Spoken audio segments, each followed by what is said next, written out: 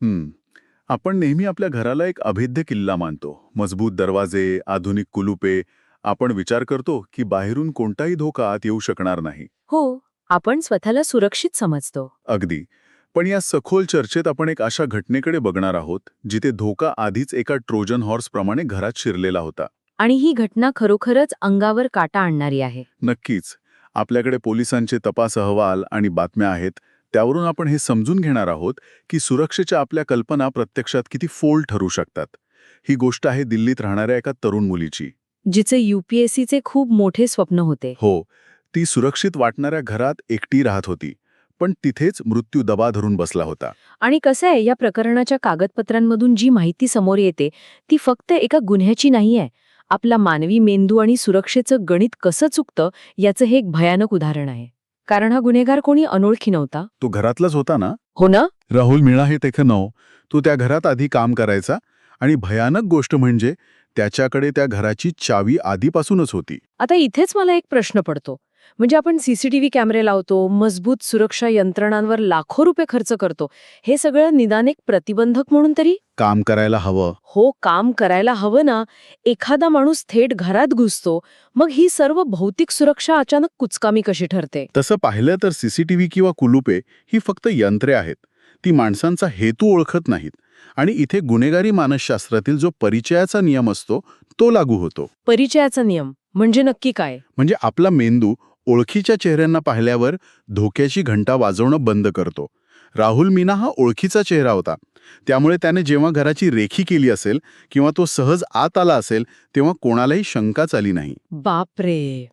म्हणजे आपण सुरक्षेसाठी तंत्रज्ञानावर कितीही अवलंबून असलो तरी आपला मानवी विश्वास हाच सर्वात कच्चा दुवा ठरतो. अगदी बरोबर. आणि हा विश्वासाचा भंग किती क्रूर असू शकतो हे पुढच्या घटनाक्रमातून स्पष्ट दिसतं. हो, कारण राहुलने फक्त चोरी नाही केली. त्याने त्या मुलीवर अत्याचार केले आणि गळा दाबून तिचा खून केला.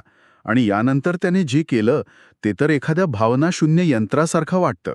तो लॉकरचा भाग ना? हो, लॉकर उघडण्यासाठी त्याने चक्क त्या मृत शरीराचा फिंगरप्रिंट वापरण्याचा प्रयत्न केला. हे अत्यंत धक्कादायक आहे.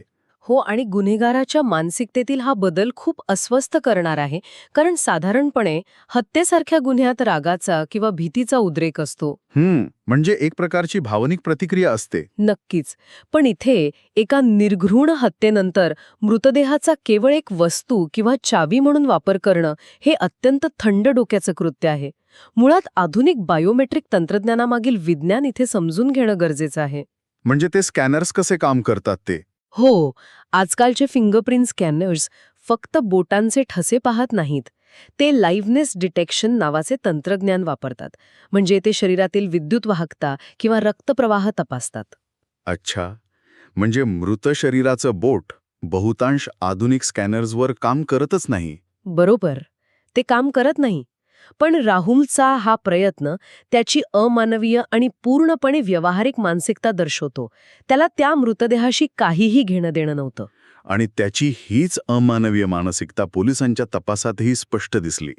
त्याने अत्यंत निर्डावलेल्यापणे पोलिसांना सांगितलं की दीदीने पैसे दिले असते तर हे घडलंच नसतं. हो, त्याच्या बोलण्यात कसलाही पश्चाताप नव्हता. तेच तर, ना अपराधीपणाची भावना. मग हा फक्त पैसांचा लोभ होता की मानवी जीवाची कोणतीही किंमत न मानणारी एक सराईत प्रवृत्ती. या प्रश्नाचं उत्तर पोलिसांच्या अहवालातील एका मोठ्या ट्विस्टमध्ये मिळतं. म्हणजे दिल्लीच्या या घटनेच्या अवघ्या काही तास आधीच या माणसाने राजस्थानमध्ये असाच एक भयंकर गुन्हा केला होता. थांबा, म्हणजे तो आधीच एक गुन्हा करून आला होता. हो ना? म्हणजे हा केवळ परिस्थितीमुळे अचानक घडलेला गुन्हा नव्हता. हा एका पाठोपाठ एक गुन्हे करणाऱ्या गुन्हेगाराचा अतिशय धोकादायक पॅटर्न होता. बापरे, तो एका गुन्ह्यावरून दुसऱ्या गुन्ह्याकडे कोणत्याही मानसिक ओझ्याशिवाय अत्यंत सहजपणे वळत होता. दुसऱ्या व्यक्तीच्या वेदनांशी त्याला काहीही देणं घेणं नव्हतं. या संपूर्ण सखोल चर्चेतून एक कटू सत्य समोर येतं. म्हणजे धोका नेहमी बाहेरून अनोळखी माणसांकडून येत नाही. कधीकधी तो आपल्याच घरात ओळखीच्या रूपात असू शकतो. नक्कीच. आणि सुरक्षेबाबतचा आपला दृष्टिकोन केवळ बाह्य धोक्यांपुरता मर्यादित ठेवणं किती घातक ठरू शकतं हाच धडा यातून मिळतो. ओळखीच्या व्यक्तींना आपण किती ॲक्सेस देतो आणि त्यांच्यावर किती आंधळा विश्वास ठेवतो याचं भान ठेवणं आवश्यक आहे. हो, आणि हे विश्लेषण संपवताना एक नवीन विचार नक्की करायला हवा. आपण आता स्मार्ट होम्सच्या जमान्यात राहत आहोत, जिथे कुलुपांपासून ते कॅमेऱ्यांपर्यंत सगळं काही इंटरनेटच्या माध्यमातून जोडलेलं आहे. तंत्रज्ञानावरचा आपला विश्वास. अगदी. आपण या तंत्रज्ञानावर अंधळेपणाने विश्वास ठेवतो. पण जर एखाद्या ओळखीच्या माणसाला या नेटवर्कचा ॲक्सेस मिळाला, तर संपूर्ण घराची सुरक्षा एका सेकंदात कोसळू शकते. हो, हे खूप भयानक आहे. आपण बाहेरील धोक्यांपासून वाचण्यासाठी घरे अधिक स्मार्ट बनवत आहोत, पण याच प्रक्रियेत आपण आतल्या लोकांसाठी आपला किल्ला अधिक असुरक्षित तर करत नाही ना? यावर नक्की विचार व्हायला हवा.